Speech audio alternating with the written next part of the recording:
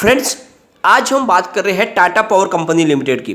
Tata power में आज भी हमने शानदार तेजी देखी, स्टॉक बहुत तेजी से आगे बढ़ रहा है। इसके पीछे बहुत सारी वजह जिनको एक एक करके डिस्कस करेंगे।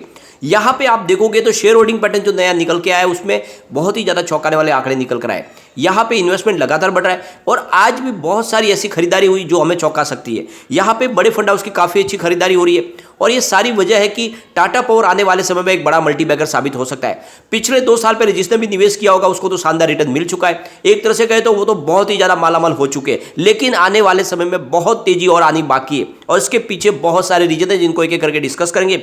लेकिन फ्रेंड, उससे पहले अगर आप पहली बार हमारे चैनल पे आए तो चैनल को सब्सक्राइब कर दीजिए, एक बेल आइकॉन दबा दीजिए ताकि जब भी नया वीडियो बने पहला नोटिफिकेशन आपको मिले। वीडियो पसंद आए तो लाइक शेयर जरूर कीजिए। चलो फ्रेंड, वीडियो स्टार्ट करते हैं। मैं हूं आपका दोस्त SB दवे और हमारे अपने चैनल ऑनलाइन कमाई में आपका बहुत बहुत स्वागत है। सबसे पहले कारोबार को डिस्कस कर लेते हैं। तो स्टॉक ओपन हुआ 253 पर, हाई बनी 260 की, लो है 250 का और अंत में 258 पर क्लोजिंग रही, जहां पे 3.67% की हमें तेजी देखने को मिली। अच्छी बात यह कि क्लोजिंग ऊपर की तरफ है। यहां पे अगर आप देखोगे तो 24 अप्रैल 2020 को ये मात्र 31 रुपीज पर था, यानी 31 रुपए का स्टॉक फिलहाल 258 पर है। जिसने भी 2 साल पहले इसमें इन्वेस्टमेंट किया होगा वो आज मालामाल हो चुका है और ये स्टॉक मैं आपको लगातार सजेस्ट कर रहा हूं जब इसकी प्राइस 100 रुपीज से भी नीचे थी और मैंने आपको कहा था कि आने वाले समय में वाकई में आपको मालामाल कर देगा, तो बिल्कुल वैसा ही हुआ। कम समय में इसने अच्छा खासा रिटर्न दिया है। वॉल्यूम को देखें तो BSE में आज 41,67,000 का वॉल्यूम हुआ, सामने 14,22,000 की डिलीवरी उठाएगी। डिलीवरी का परसेंटेज 34.13% है। बात अगर NSE की करें तो 4,06,70,000 का वॉल्यूम हुआ, सामने 96,87,000 की डिलीवरी उठाएगी। डिलीवरी का परसेंटेज 23.85 है।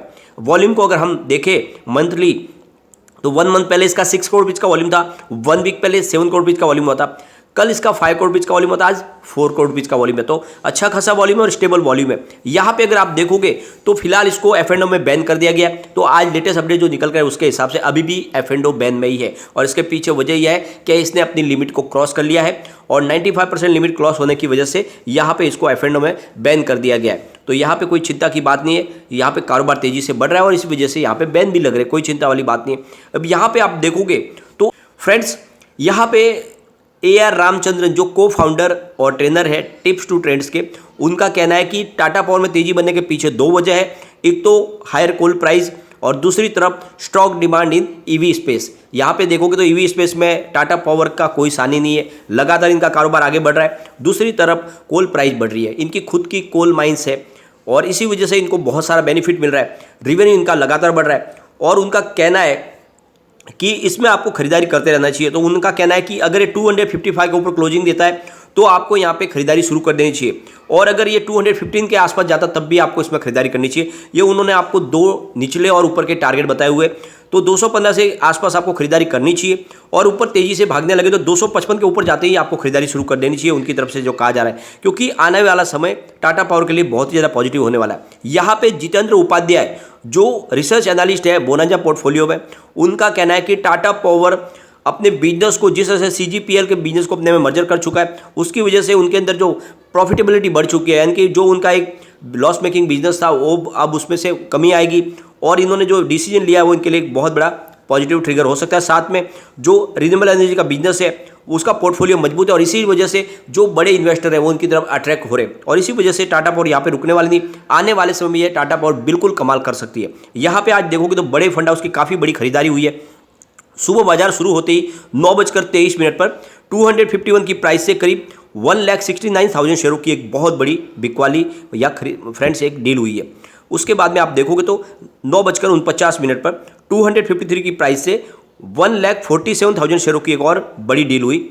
उसके बाद आप देखोगे तो 10:57 पर 254 की प्राइस से 1,05,000 शेयरों की एक और बड़ी डील हुई। उसके बाद में 11 बजे 255 की प्राइस से 1,15,000 शेयरों की एक और बड़ी डील हुई और उसके बाद फिर 11:25 पर 255 की प्राइस से 1,66,000 शेयरों की एक बहुत बड़ी डील हुई और उसके बाद फिर 2:34 पर 256 की प्राइस से 1,39,000 शेयरों की एक बड़ी डील हुई। तो आज काफ़ी बड़ी डील हुई है। इसका मतलब ये है कि आज बड़े फंड हाउस ने काफ़ी बड़ी खरीदारी टाटा पावर में की है।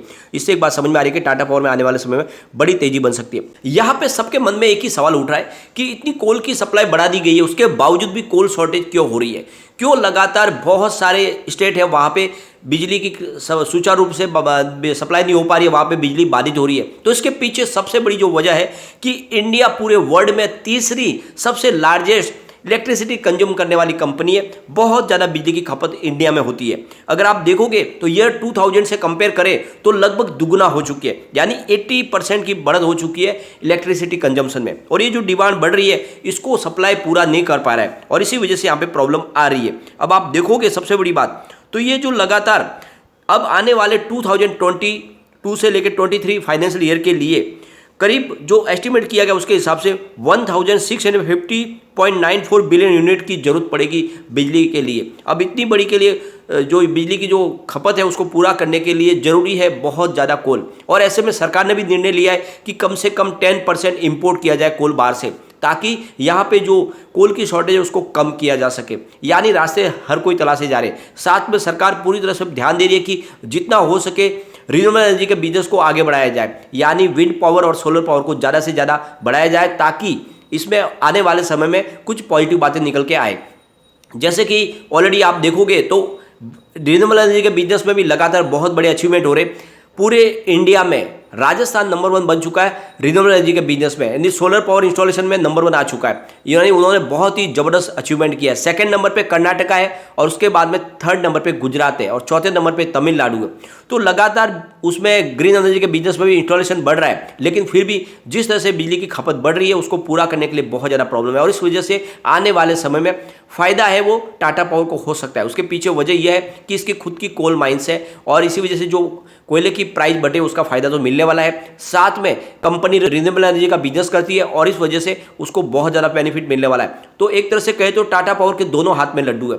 परंपरागत ऊर्जा का बिजनेस भी कंपनी करती है और ग्रीन एनर्जी का बिजनेस भी करती है और ईवी चार्जिंग में भी बहुत आगे बढ़ रही है। और इसी वजह से मैं कहता हूं कि वाकई में टाटा पावर आने वाले समय का एक बड़ा मल्टीबैगर है। इसको हाथ से जाने न दें, इसको आप निवेश करें और वो भी लॉन्ग टर्म के लिए करें। आने वाले समय में इसका जो रिटर्न होगा वो आप सोच भी नहीं पाओगे। जिस तरह से बहुत बड़ा इनका निवेश आ रहा है उसके पीछे वजह यही है कि इनके कारोबार में गति दिख रही है और इसी वजह से यहाँ पे लगातार इन्वेस्टमेंट बढ़ रहा है। तो बिल्कुल मौका है कि इसमें इन्वेस्टमेंट करें आप। यहाँ पे हमारे पास लेटेस्ट शेयर होल्डिंग बटन भी आ चुका है। अगर हम प्रमोटर की होल्डिंग देखें तो 46.86% के जो 3 क्वार्टर से अनचेंज है। गिरवी शेयरों की बात करें तो फिलहाल 1.40% की होल्डिंग है जो 3 क्वार्टर से बनी हुई है। अगर एफआई की बात करें तो 11.06% की होल्डिंग सितंबर में थी, 10.84 हुई दिसंबर में, फिलहाल 10.82% की होल्डिंग है। तो मामूली सी होल्डिंग घटी है एफआई की।